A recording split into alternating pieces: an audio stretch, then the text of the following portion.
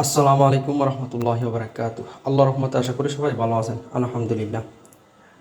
পবিত্র কোরআনে কারীম থেকে সূরা আল বাকারা আয়াত ৩। আল্লাহ তাআলা বলেছেন, যারা অদৃশ্য বিশ্বাস করে এবং যথাযথভাবে নামাজ পড়ে, তারপর বলেছেন তাদেরকে যা দান করেছে তা হতে ব্যয় করে।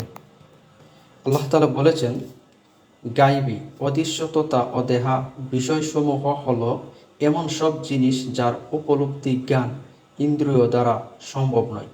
যেমন মহান আল্লাহ সত্তা, তার অহিপত্যদেশ, যেমন জান্নাত, জাহান্নাম, ফেরেশতা, কবরের আজাব এবং মৃতদেহের পুনরুত্থান ইত্যাদি। যথাযথভাবে নামাজ পড়া বা নামাজ কায়েম করা অর্থ হল নিয়মিতভাবে রাসূলুল্লাহ সাল্লাল্লাহু আলাইহি সাল্লামের তরিকায় অনুযায়ী নামাজ আদায়ের প্রতি যত্ন নেওয়া।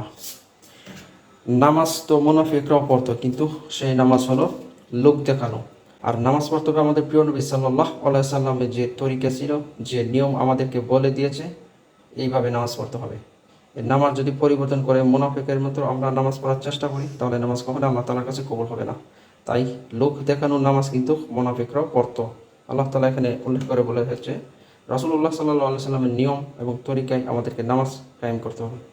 তারপর বলেছেন, এ কথাটি ব্যাপক, জাতের ফরজ ও নফল উভয় প্রকার, ব্যয়, খরচ, দান বা সাদাকাহ শামিল। একজন ইমানদার তাদের সামর্থ্য অনুযায়ী উভয় প্রকার সাদাকাহ ব্যাপারে কোনো প্রকার কৃপণতা করে না।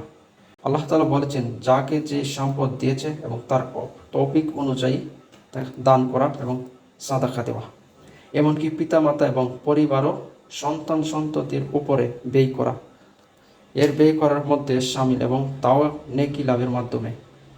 আপনি পরিবারের জন্য যদি কিছু ব্যয় করেন, এটা কিন্তু এটার মধ্যে নেকি রয়েছে, তবে আপনার ব্যয় হতে হবে সেটা সম্পূর্ণরূপে হালাল এবং আপনাকে যা আল্লাহ তাআলা দান করেছে তার থেকে। আল্লাহ তাআলা যেন আমাদেরকে বোঝার এবং শিকার তৌফিক দান করুন, কারণ আমরা যেন সব পর্যন্ত ভালো থাকুন, সুস্থ থাকুন, ইসলামের সাথেই থাকুন। আসসালামু আলাইকুম ওয়া রাহমাতুল্লাহি ওয়া বারাকাতুহু।